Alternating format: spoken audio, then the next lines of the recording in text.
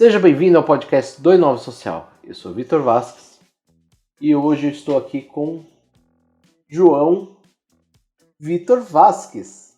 O ouvinte deve estar um pouquinho confuso com isso, mas o meu convidado aqui, ele tem o mesmo nome que eu. Então, para facilitar, hoje eu vou chamar ele só de João. Ele é fundador da Brazilians NFTs. E a gente vai falar um pouquinho sobre esse universo do NFT, blockchain e toda a polêmica que envolve o impacto ambiental.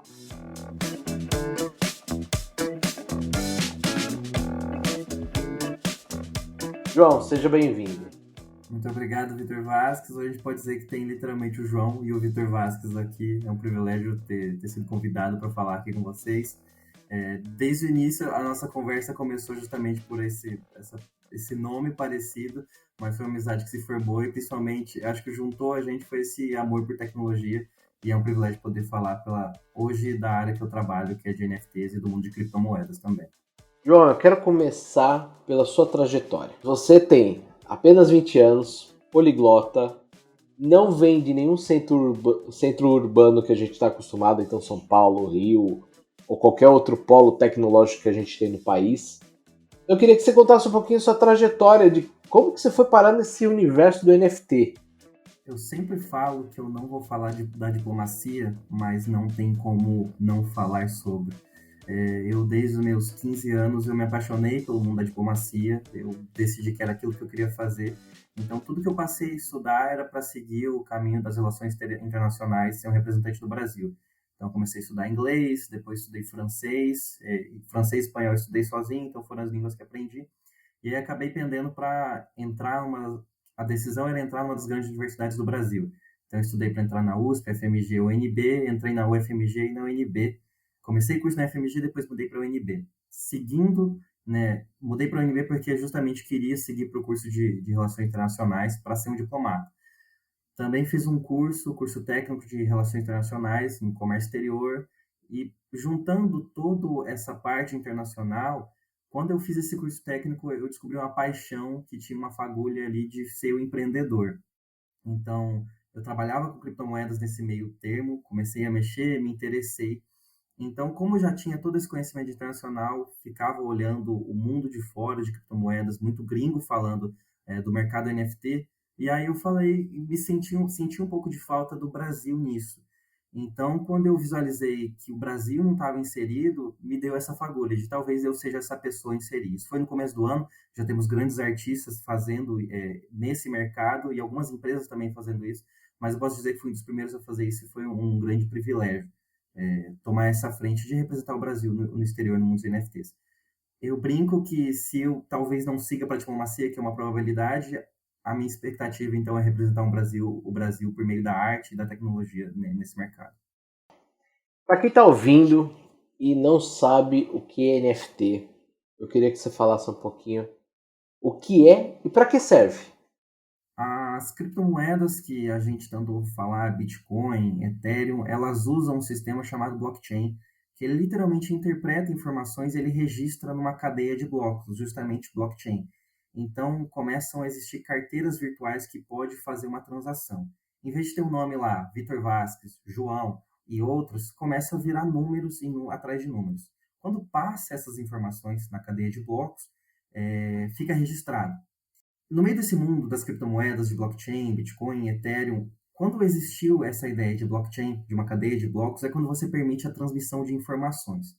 Quando você envia uma informação de uma pessoa para outra, como o João para o Vitor Vasques, vai ficar registrada a informação ali que passou de alguém para outra pessoa. Não vai ficar registrado basicamente de quem foi, qual que é o nome daquela pessoa, mas fica registrado que são carteiras virtuais que estão fazendo essa transação. Como é uma cadeia de blocos, a gente fica sabendo de quem saiu para onde foi. Por essa simples conexão, mudou tudo que a gente pensa como economia, porque fica registrado que houve uma transação ali com indivíduos anônimos fazendo essa transação. O mesmo sistema que permitiu que registrasse uma informação que vale dinheiro, como uma criptomoeda ou Bitcoin, ele permite que a gente registre qualquer item na blockchain. Então, a gente pode registrar uma fotografia, a gente pode registrar uma obra de arte, e essa que foi a parte inovadora. Na era da cópia, da cópia, da cópia, a gente pode registrar uma informação como única. Agora, de um jeito muito mais simples, a tecnologia NFT é literalmente é basicamente uma assinatura digital de um produto. É como se você, na era da cópia, da cópia, da cópia, você pode registrar que aquela informação ali, aquele arquivo PNG, MP3, ele é único. Então, eu costumo dizer, ninguém compraria uma obra de Leonardo da Vinci, uma obra de Picasso, sem uma assinatura do Picasso. Então, por que você vai comprar uma obra digital sem uma assinatura digital? É no meio dessa revolução que os NFTs começaram a valer tanto, porque agora você pode comprar uma obra daquele artista que você é tanto fã, seja ele músico, seja ele um pintor, com um registro digital. Esse mesmo registro que permite que o Bitcoin, por exemplo, tenha o valor de US$ 60.000, confere valor à sua obra de arte como ela única. Então, é basicamente como que você vai dizer que aquilo não é verdadeiro se tem uma criptomoeda tão valiosa que usa a mesma informação para fazer aquilo. E tem um ponto interessante também, claro que você já entrou aí na questão artística, né? Mas o NFT ele pode ser utilizado para registrar qualquer coisa, né? Isso que é legal. Uhum. Então, outro dia eu ouvi uma explicação interessante, não vou lembrar de quem foi, mas a explicação ficou registrada na minha cabeça, que fala que o NFT ele é muito parecido com o número do chassis do carro, né? A gente pode ter o mesmo carro azul do ano X, mas todos eles são únicos com aquele número de chassis, né? E o NFT ele faz isso. A gente pode ter várias obras de arte, mas a gente tem aquele NFT que diz que aquela obra ela é única, né?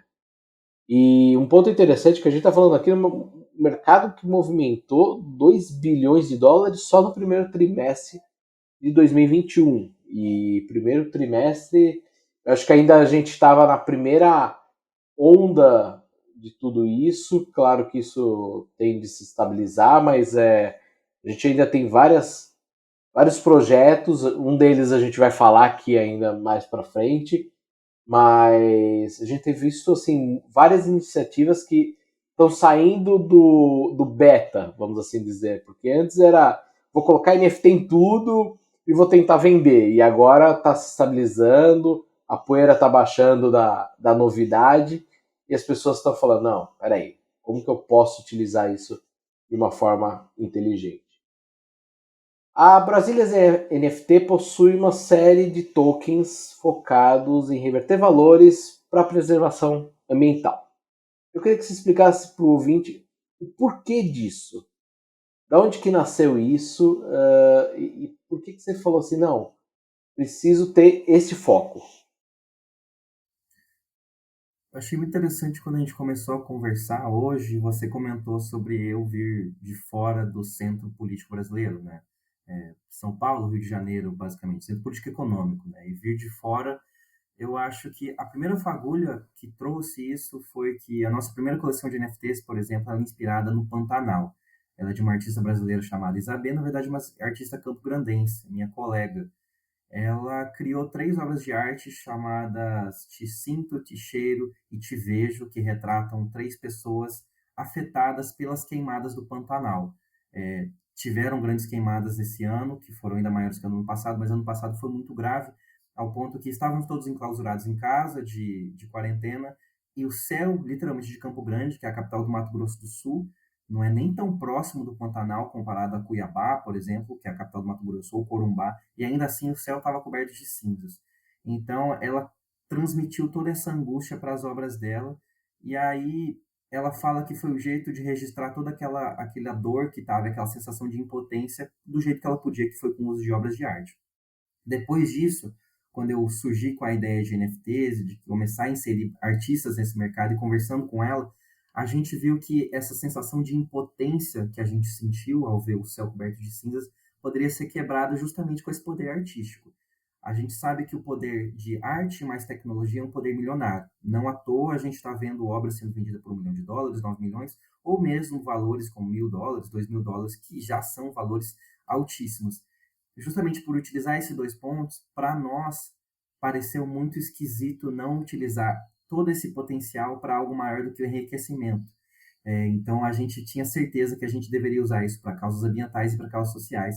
Em especial, causas ambientais foi o que abraçamos. Então, por exemplo, a coleção Pantanal, a gente vai reverter 20% do valor arrecadado para a organização SOS Pantanal, e outros projetos nossos a gente tem com certeza que abraçar outras causas, desde que vai ser sempre algo referente àquela arte. Por exemplo, as obras do Pantanal estavam relacionadas ao Pantanal, e outras obras que relacionem, por exemplo, autores pretos. Com certeza a gente pegaria uma causa como a causa de pessoas pretas, de auxílio social, e assim por seguinte, ou causa de periferia, e assim vai. Então, para nós, é sempre essa questão de por que um mercado tão milionário não pode ser usado para uma causa maior, como causas sociais e causas ambientais. Legal. Só para não deixar o ouvinte em dúvida, a gente falou tanto que você estava fora de São Paulo, Rio. Você hoje está em Campo Grande, Mato Grosso do Sul, certo?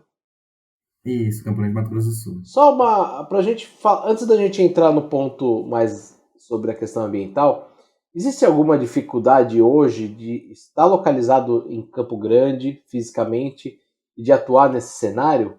Ou a tecnologia permite que você esteja em qualquer lugar do planeta e você trabalha com a equipe tranquilamente? Porque a gente percebe um pouco São Paulo, né, que é esse centro financeiro, é a cidade que nunca para, né? Eu vi muitos colegas falando que quando a gente entrou na quarentena, ficou todo mundo em casa em home office, muitos falavam assim, nossa, eu não consigo trabalhar de home office. Eu queria só fazer esse parênteses rapidinho, já que a gente falou tanto de estar fora desses centros urbanos e de estar atuando com tecnologia. Felizmente, eu tenho as línguas que eu falo, especialmente o inglês, que abriu o mundo para mim. A maioria das minhas conexões são de fora e são pessoas que me auxiliaram a entrar nisso. Por exemplo, uma pessoa que me abriu esse mundo dos NFTs, ele é um artista chamado Sick Pencil, e ele tem um projeto milionário chamado Rumble Coins. Então, foi justamente uma conexão com uma pessoa que eu nunca nem conheci pessoalmente, que me trouxe essa possibilidade de entrar nesse mercado.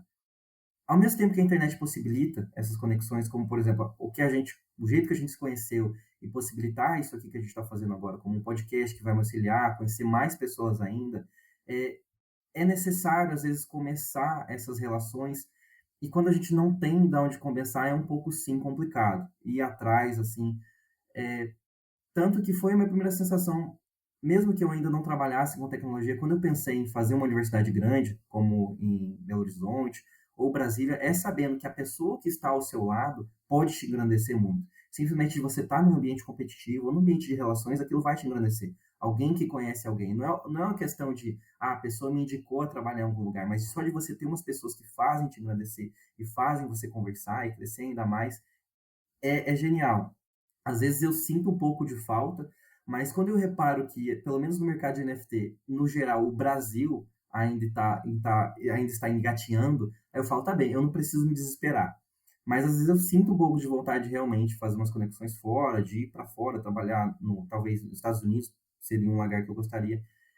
Ao mesmo tempo que a internet possibilita, sim, um mundo que eu nunca viveria se não tivesse, eu ainda sinto que, sim, se eu estivesse em alguns lugares como eu quero ir, seria um pouco mais fácil. Mas, do mesmo modo, se eu estivesse fora, não me engrandeceria tanto quanto todas as vivências que eu tive, de querer trazer justamente esse foco, agora para o Pantanal, daqui para frente a Amazônia, e do mesmo modo que eu sou um pária para o exterior. Às vezes, quando a gente fala que a gente é de um país como o Brasil, o americano já estranha, mas tem um interesse. Quando eu estou falando do Brasil, tem um local de fala interessante por ser uma pessoa de fora daquele centro. Então, ao mesmo tempo que me fragiliza, me engrandece também por trazer justamente esse ponto de vista totalmente diferente. Né?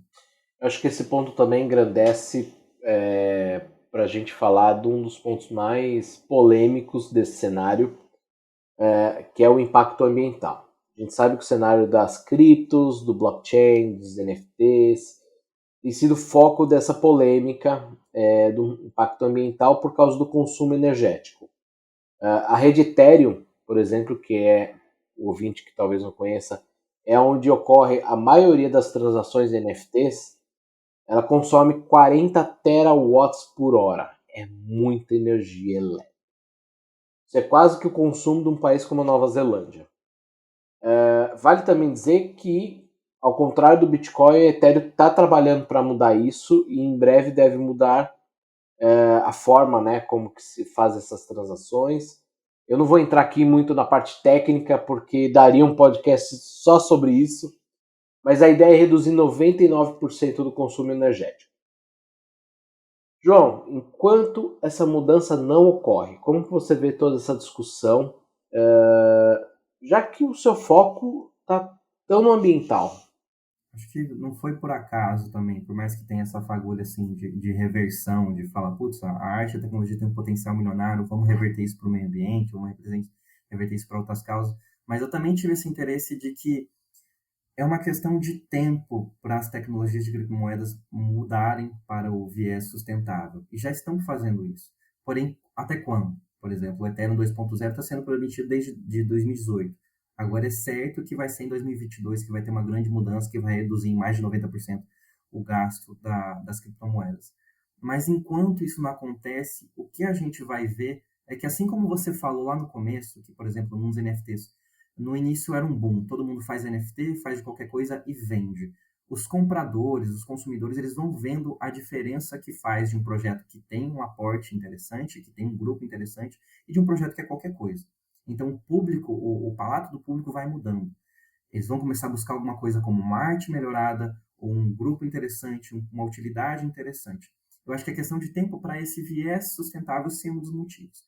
Já tiveram outros projetos que fizeram isso. Um dos mais interessantes foi o CryptoTrunks. Vale pesquisar, por exemplo. Eles pegavam a carteira virtual dos compradores e geravam uma arte única e depois faziam a compensação de carbono daquele indivíduo. Ao passo que no fim do projeto, por exemplo, eles fizeram toda a compensação de carbono como um todo e se tornaram um projeto de carbono negativo. Ou seja, retiraram do meio ambiente mais carbono do que eles emitiram no final.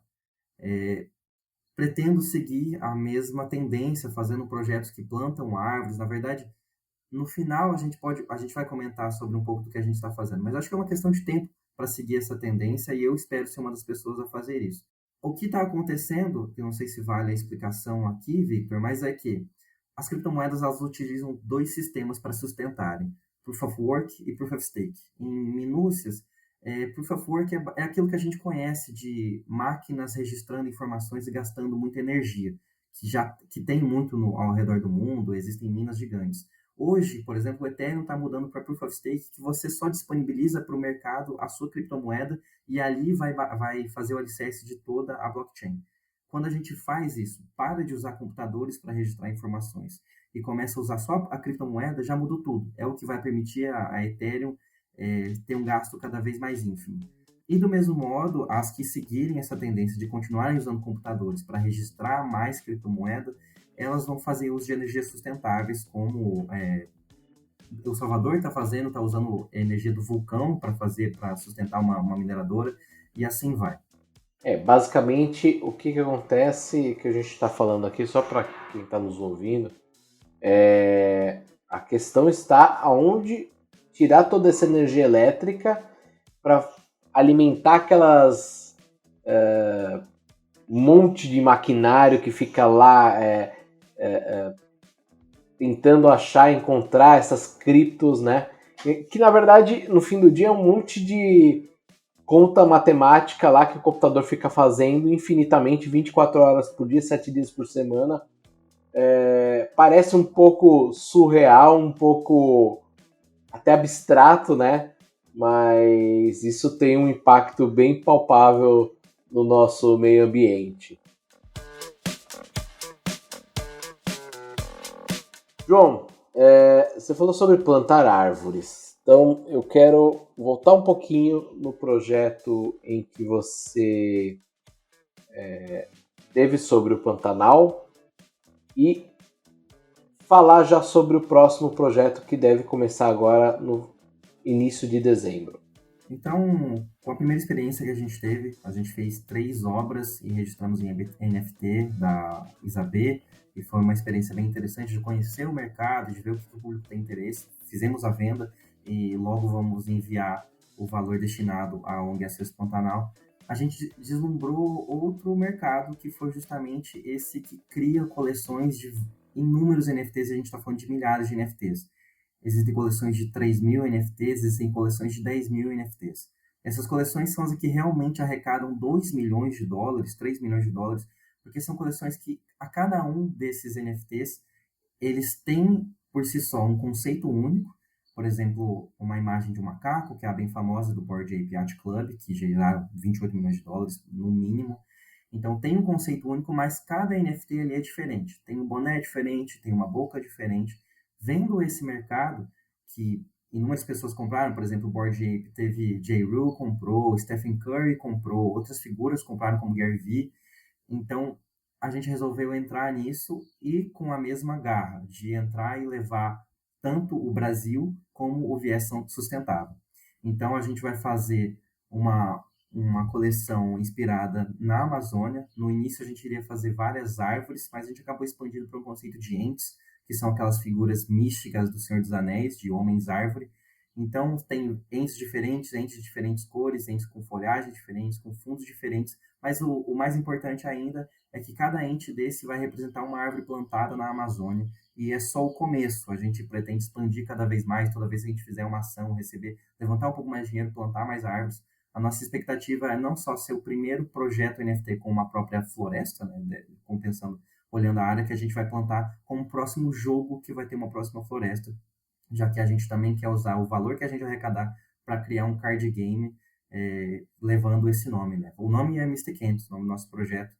Então, é um projeto que a gente está entregando com muita garra, tem 4 pessoas, sou eu, fundador, mais 2 artistas, mais um desenvolvedor, e já também colocando a equipe de jogos com mais 2 meninos que trabalham com game design. Só para explicar um pouquinho para o ouvinte, são 3.333 ents, ou seja, 3.333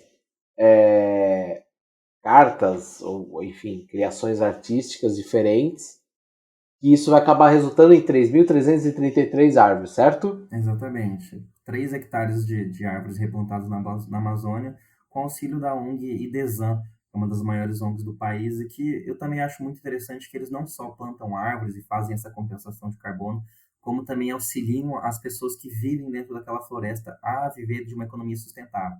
Então, com a árvore que a gente vai plantar lá, por exemplo, cacau, café, eles vão tirar uma renda daquilo e poder viver melhor ali. Essa é a parte que mais agrada também de trabalhar com uma ONG tão respeitada como o IDESAN. Era esse o ponto que eu queria falar sobre essa relação com o IDESAN. Vocês estão falando em plantar árvores, mas existe um impacto muito maior.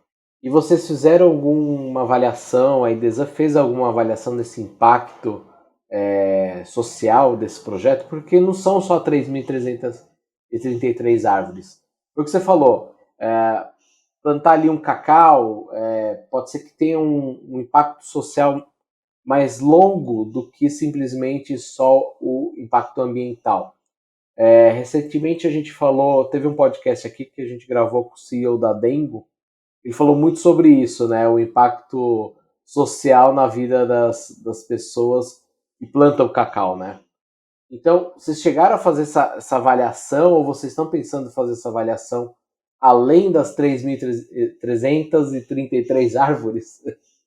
Essa é a parte que mais pessoalmente me agrada, realmente. A gente está falando de um projeto muito grande, mas quando a gente fala com o que vai ficar ali, daqui 20 anos vai ser árvores, mas maior que isso, vão ser famílias, talvez algumas 2, 3 gerações vivendo daquilo.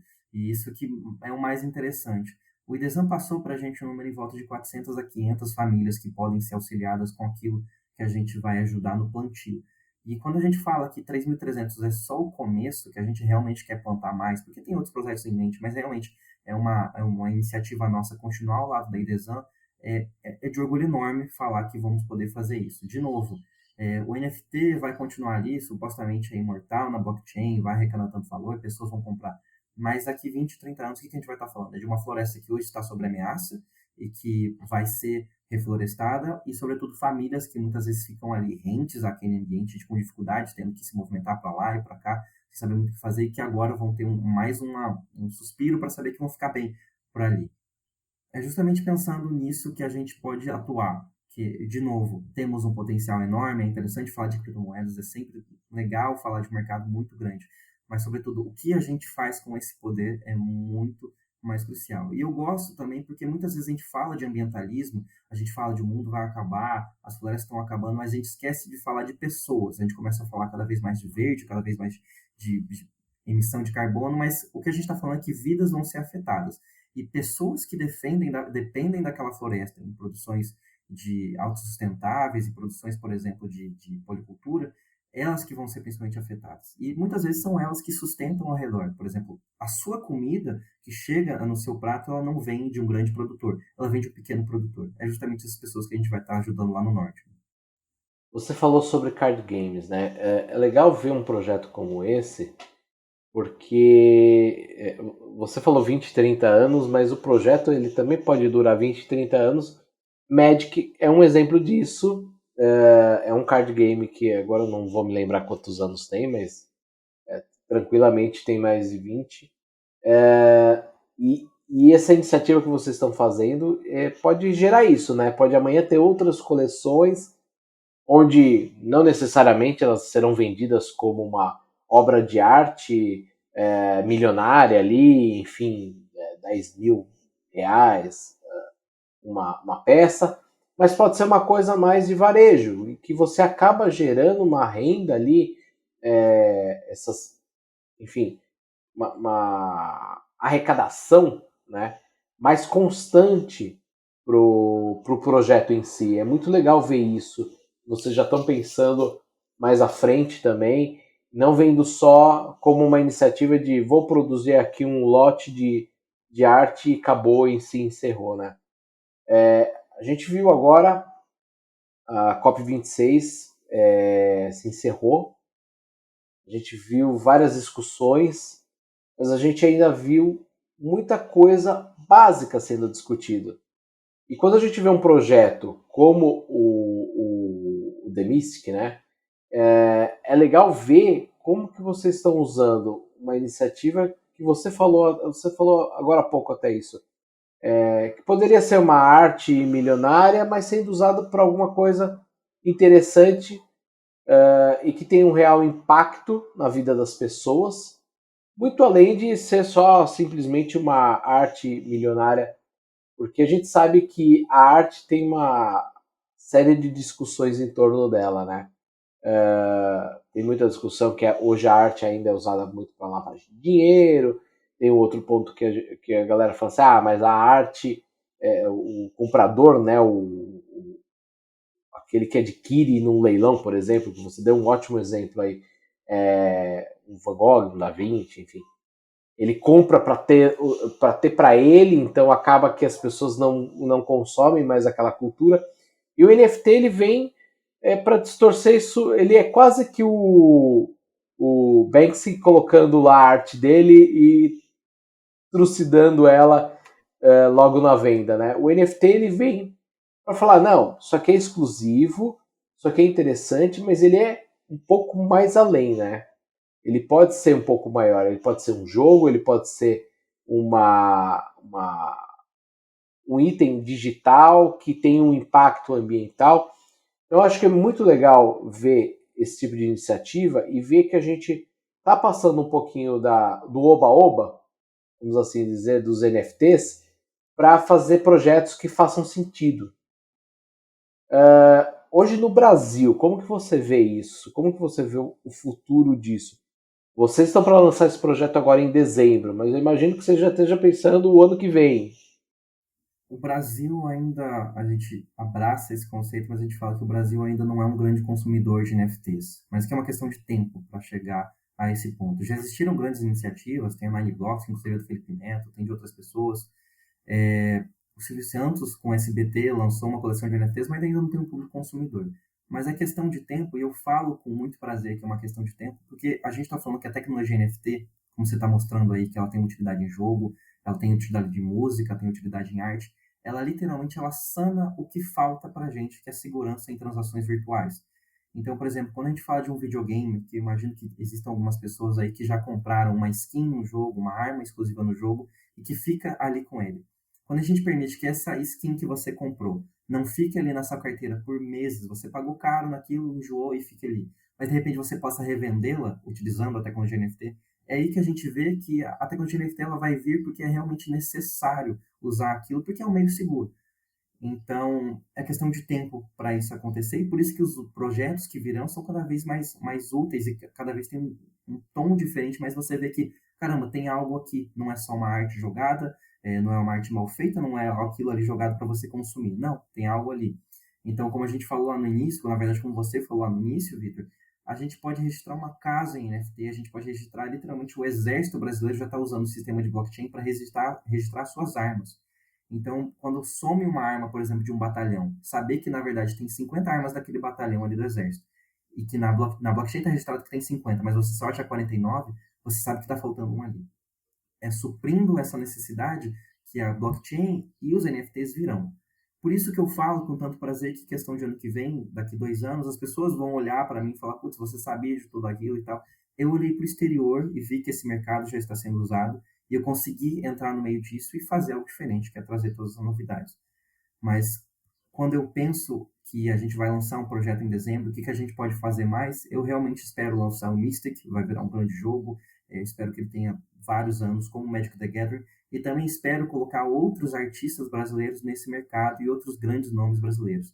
Artistas brasileiros vão entrar, o Alok é um dos que flertam com isso, e eu espero poder ser uma das pessoas que colocam esses artistas e também que ajudem outras entidades que não vão usar só arte para usar a NFT para o bem do serviço deles, que eles estão provendo para o comprador. João, vamos seguindo para o fim do nosso bate-papo, mas acho que foi super legal, estou ansioso para ver o projeto.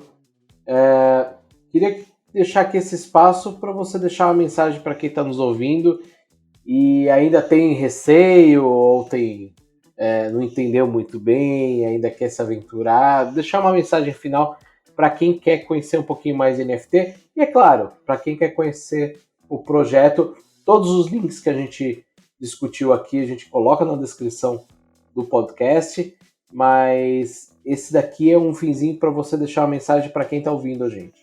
Eu sei que é esquisito ouvir falar disso e de repente saber que tem pessoas pagando muito caro por algumas obras e você não entende. Tudo aquilo que a gente desconhece, ele vira assustador. E por isso que é interessante aprender. Vocês já deram esse primeiro passo de ouvir esse podcast, entender um pouquinho, mas eu tenho certeza que ainda ficaram dúvidas. Então eu deixo minhas redes sociais abertas para mandar mensagem sempre e conversar sobre aquilo. Mas eu sempre falo que não adianta fugir desse mundo, que o mundo vai te abraçar.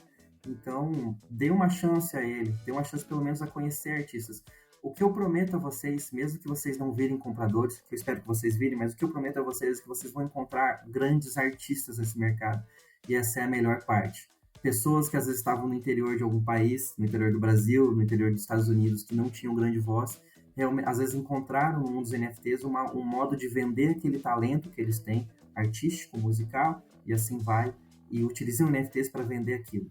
Então conheça o mercado NFT, seja como consumidor, seja como apreciador, e vocês vão se surpreender, porque tem muita coisa incrível naquilo e vale a pena dar uma chance. João, mais uma vez, obrigado. Obrigado, gente. E o ouvinte, a gente se vê no próximo episódio. Até lá, tchau!